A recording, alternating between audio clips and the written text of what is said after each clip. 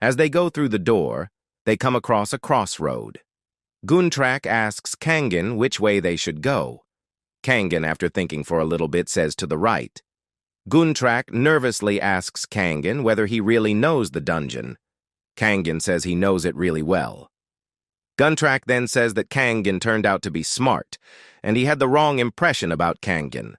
Kangen asks what wrong impression, to which Guntrak replies that he thought Kangen was an idiot.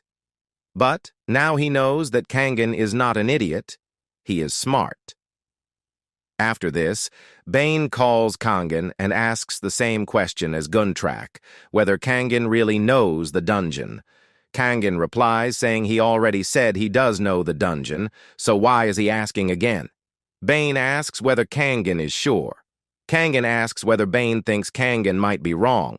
Bane says that as Polybius administrator said, the information about the gladiator matches is top secret. How did a mere gladiator like Kangen know so much about the dungeon, he asks. What kind of trickery did Kangen use? Kangen replies saying he is not taking questions, so tells Bane not to ask questions, and that if he doesn't trust Kangen, he should go ahead and move on his own. After this, they move on ahead, with Bane a little annoyed at Kangen. Kangen suddenly stops.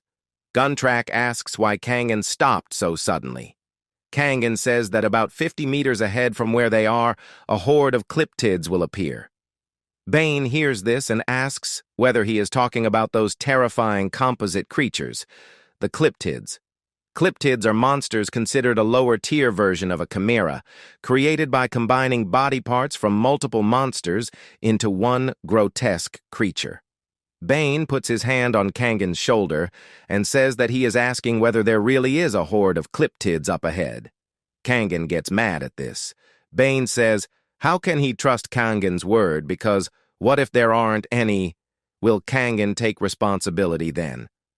Kangen brushes Bane's hand off his shoulder and says he already said that he is not answering questions. He says he is super focused on clearing the dungeon and he doesn't have the time to deal with every little comment Bane makes. Kangen, while grabbing his sword, says that if Bane questions Kangen one more time, he won't hold back. Guntrak joins in, saying Kangen is a comrade of Guntrak, and he trusts Kangen, and if Bane does not trust him, the he should get lost. Bane coughs and says he only meant they should be more cautious, and nothing more. Kangen takes his hands off his sword and says this is Bane's last warning. Guntrak says he has a question. Kangen asks what it is. He asks how many cryptids are there in total. Kangen says around 300 or so. Both Bane and Guntrak go silent for a few moments, and then Guntrak exclaims whether Kangen is being serious. He says 300 is too many and asks whether there isn't any other path. Kangen says there isn't another path, and taking another route would just bring them to the same place. Guntrak puts his hands on his head asking what they should do. He says, do they really have to fight all 300 cryptids? Kangen tells Guntrak not to worry about that as he has a plan for that. The monsters appear and they go after Guntrak. Guntrak runs and leads them into the narrow tunnels. Guntrak acts as the bait to lure the cryptids to the place where Bane and Kangen are waiting and then lure them one by one through the narrow entrance. Because of their large size, the cryptids can only enter one at a time, and by using that, they easily take down the weaker cryptids one by one. In this way, they effortlessly beat the horde. And as an advantage, cryptids are known for giving tons of experience points. Kangen says he will take all the juicy experience for himself. He gets a lot of experience, and his chakra, strength, and stamina increase, and he reaches level 25.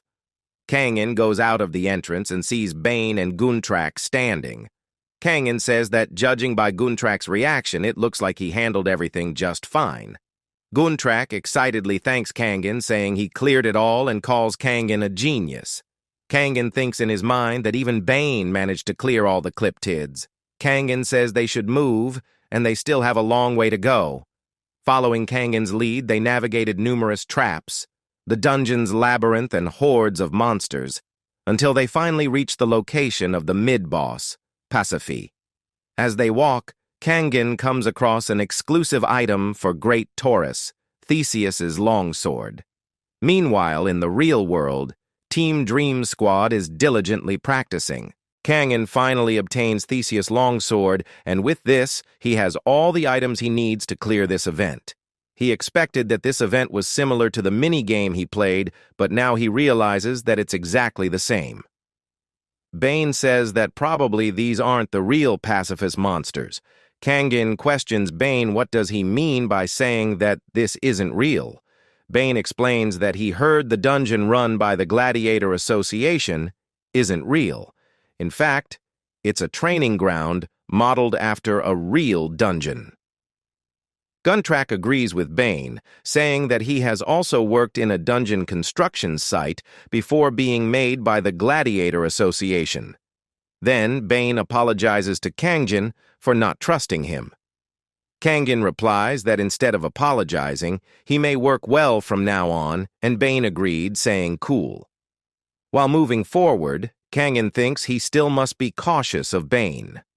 Guntrack asks about the sword, whether it is a reward. Kangin says that this sword is just a consumable called the Theseus longsword. But because the orc seems confused, Kangin finds it bothersome to explain it further, so he just shows this item's stats using his window. It's a longsword used by Theseus, the hero who defeated Taurus. To put it simply, it's an item exclusively for the final boss. Kangin explains further that the final boss, Taurus, has tremendous regenerative power, so without this, no matter how much they hit him, they can never win, since Taurus restores his strength on his own. Guntrack shouts, asking whether the final boss uses healing magic. Kangin replies saying yes, but he says that they don't need to worry about that, since they have this sword. Then out of nowhere, a person speaks up which startled the group for a little. Kangin wonders who the guy is in front of him. Guntrack says he is the Steel Bishop. The Steel Bishop? Kangin repeats. Guntrack explains that this person's name is Miles, a former clergyman. He was a bishop of the Myrmidon Order. Miles says, while keeping a disgusting smug of his face, that he overheard something good by chance. Actually, he reached the boss room through the fourth route, but no matter how hard he tried, he couldn't kill the dungeon boss. Just in case, he went back through a different route. He never imagined he would meet someone with an item that can kill the boss. Kangin thinks that the fourth route may be easy, but it's the one where hordes of undead jump out, as Guntrack just said. If that guy is a clergyman, it makes sense that he's coming from the direction where Taurus is, because for undead monsters, a clergyman is an extreme hard counter. The Steel Bishop says that now he will get to the main point. He asks them nicely to hand over the sword if they don't want to die. Do you think we're pushovers? You think we'll just hand it over because you asked? Kangin questions angrily. Bane suggests that they should give this sword to the bishop, but Kangin refuses. Bane explains that they should give it away, or else all of them will die for real, because Steel Bishop Miles. His record is 99 fights, undefeated. This is his 100th match. There isn't a single gladiator who has survived a fight with him. So, you're saying we should just give up and hand it over because he's too strong? Kangin asks. Bane replies, rather than dying a pointless death, it's better to at least save their lives. After hearing this, Kangin asks Bane whether he will give his life if the Steel Bishop asks for it instead of the sword. He says that he can't trust this bishop and hands the sword over to him and gets to fight, activating his chakra. After sensing the chakra, Miles asks whether Kangin is a descendant of the Calabra Empire and calls him heretic. Even if you try to hide it, I know I can feel it. The spiritual energy I feel from you, isn't it the energy that only the emperors of the ancient Calabra Empire could wield? Miles asks while shouting. In addition, he says that he is talking about the chakra that Kangin has been releasing. He says that as a Steel Bishop, a faithful servant of Myrmidon, he will eliminate the evil heretic and start his first attack. Bane runs away since he is too scared to put up a decent fight. Guntrack says that he isn't afraid of the Steel Bishop and Chagris straight to attack. The bishop attacks, and Guntrack tries to block it, but he gets completely overpowered. Kangen screams Guntrack's name and runs towards him. The Iron Bishop blocks his path and asks where he is going. Kangen assumes his fighting stance, and the Iron Bishop calls Kangen an evil heretic and says he is next. Kangen says he doesn't even have a religion. The Iron Bishop tells Kangen to be silent with his excuses while attacking Kangen with his flail. Kangen asks whether he thinks that Kangen is going to dodge the attack. Instead, he activates his chakra of protection, which reduces all physical and magical damage by 40%. He then blocks the flail using his sword. He managed to block it, but the impact was pretty strong and it disorientates him and causes his sword to vibrate. Kangen asks why the bishop is so strong. Kangen says he thought his power leveling, which means raising levels significantly in a short amount of time, had made him drastically stronger, but it's useless against the bishop. The bishop says that chakra has no place in this world. Kangen says that it is nonsense and asks who he is to decide that. The bishop gets shocked to hear this. He says what Kangen just said is blasphemy, as the utility of chakra rivals the powers of God. He then says, "This, I, Miles, servant of Lord Myrmidon, am tasked with punishing blasphemers like you in his stead, even if it's related to taking that sword." Kangen asks whether he is trying to kill him just because Kangen used his chakra.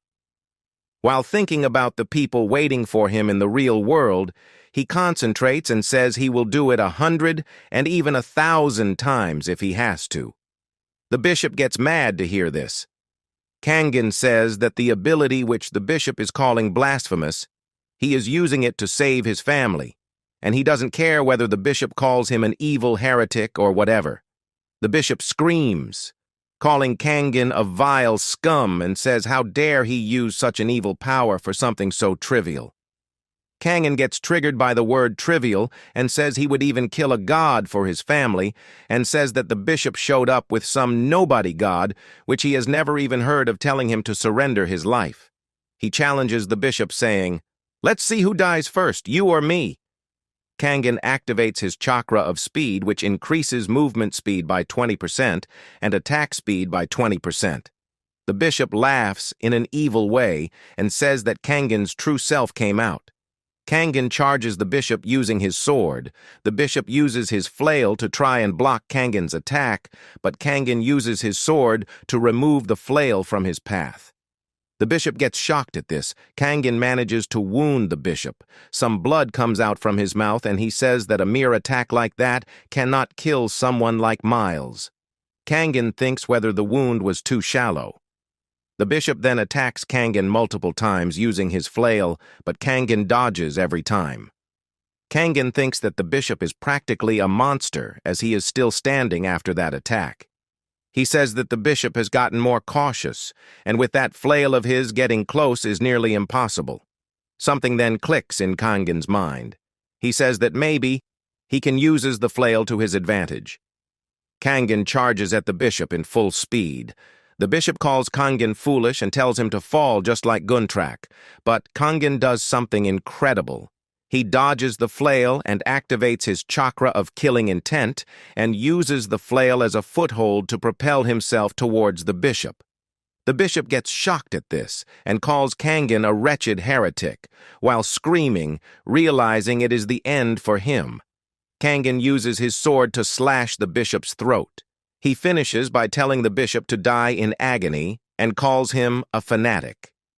Meanwhile, in the real world, Lee Haekul watches a news on his phone, which read that Hyungsong Group has announced a surprise partnership with K5.